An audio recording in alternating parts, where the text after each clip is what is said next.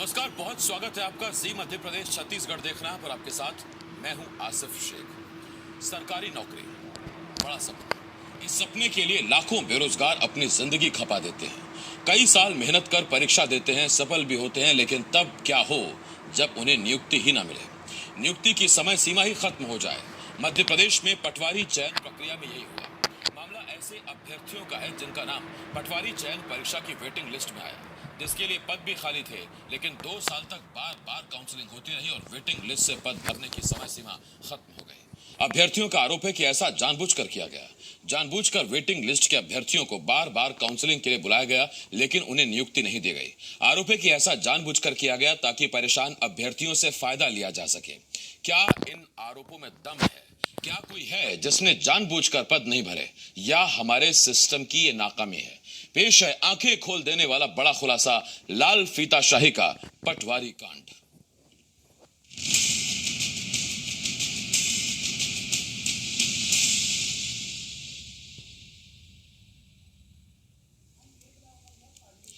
MP में 2018 में पटवारी भर्ती परीक्षा हुई। 9000 पदों के लिए 10 लाख से भी ज्यादा आवेदन आए।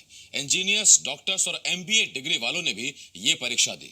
व्यापम ने परीक्षा ली, सफल अभ्यर्थियों को नियुक्ति मिल गई, लेकिन वेटिंग लिस्ट वाले ताकते रह गए। जबकि जितनी वेटिंग लिस्ट थी, करीब उतने ही पद खाली थे।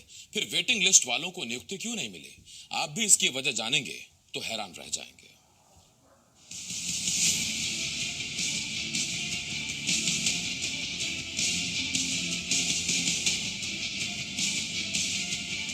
विभाग द्वारा रिक्त पदों पर नियुक्ति न देकर केवल और केवल ट्रांसफर किए जा रहे हैं। काउंसलिंग के नाम पर तबादले किए गए। जहां पर वेटिंग अभ्यर्थियों को बुलाना था वहां उन्हें बुलाया गया, जो कि पहले से किसी जिले में नौकरी कर रहे थे। विभाग ने काउंसलिंग के माध्यम से पदों को नहीं भरा, बल्कि इन्हें ट्रांसफर की प्रक्रिया अपनाई और ट्रांसफर किया। हम तो लीगल लोग हैं, लीगल लोगों के साथ गलत हो रहा है। हमें ज्वाइनिंग नहीं दी जा रही, 2 साल से हम दर भटक रहे हैं।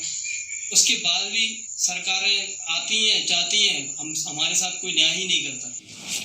ये गुहार सीएम शिवराज सिंह से न्याय की है। ये गुहार इंतजार के इंतहा की है। ये गुहार सिस्टम के बीच फंसे उन लोगों की है जो पिछले 2 साल से नौकरी का इंतजार कर रहे हैं। जी हाँ, ये वो लोग हैं जिन्होंने आज से 2 साल पहले पटवारी की परीक्षा पास कर ली थी, लेकिन लाल फीताशाही ने इन्हें ऐसा उलझाया कि आज तक इन्हें नियुक्ति नहीं मिली। दरअसल व्यापम ने मार्च 2018 में पटवारी के 9235 पदों के लिए परीक्षा ली थी, जिसमें एमई, एमटेक, पीएचडी और एमबीए डिग्री वाले 3 लाख और पीएचडी करने वाले 20,000 से ज्यादा आवेदकों ने पटवारी परीक्षा दी। जब रिजल्ट आए तो 7,398 लोग ही सिलेक्ट हो सके और 1,500 से ज्यादा पदों के लिए वेटिंग लिस्ट जारी की गई। वहीं पदों की भर्ती के लिए काउंसलिंग की प्रक्रिया अपनाई गई, जिसमें चयनित उम्मीदवारों के डॉक्यूमेंट वेरीफाई करके उसे ज्वाइनिंग की तारीख दी जानी थी। इसके बाद बारी आई उन खाली 1,500 से ज्यादा पदों की जो मेन लिस्ट से नहीं भरे गए थे।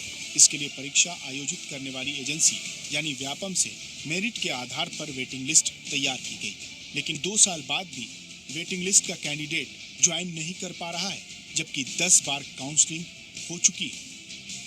संदीप पांडे जैसे 1,500 से ज्यादा कैंडिडेट वेटिंग लिस्ट में हैं। ऐसे में सवाल खड़े होते हैं, सिलेक्ट होने के बाद भी ज्वाइनिंग देने में आनाकानी क्यों? 1,500 कैंडिडेट की वेटिंग लिस्ट को 2 साल से इंतजार क्यों? क्या ये वेटिंग लिस्ट अब खाली पदों की वजह से मुख्य सूची नहीं बन गई है? इन सवालों के जवाब ना तो सरकारी सिस्टम के पास हैं और ना ही 2 साल से नियुक्ति का इंतजार कर रहे कैंडिडेट्स के पास। कैंडिडेट को बार बार बुलाया तो गया, लेकिन ज्वाइनिंग से भी दूर रखा गया। सुनिए क्या होता था उस बुलावे में, जिसे नाम दिया गया था काउंसलिंग। काउंसलिंग यानी डॉक्यूमेंट वेरिफिकेशन, यानी वो पायदान जहां से अगला कदम ज्वाइनिंग का होता है। जो ये पटवारी काउंसलिंग हुई है, इसमें टोटल फर्जीवाड़ा किया गया है। फर्जीवाड़ा कैसे कि इसमें जब मैं जाता था भू अभिलेख कार्यालय गुना जिले में देखने के लिए कि कैसे ये काउंसलिंग कर रहे हैं, क्योंकि इन्होंने कोई भी डाटा इनकी वेबसाइट पे नहीं डाला था कि कैसे हो रही है काउंसलिंग और किन लोगों को इन्होंने बुलाया है। टोटल ऑफलाइन काउंसलिंग हो रही थी।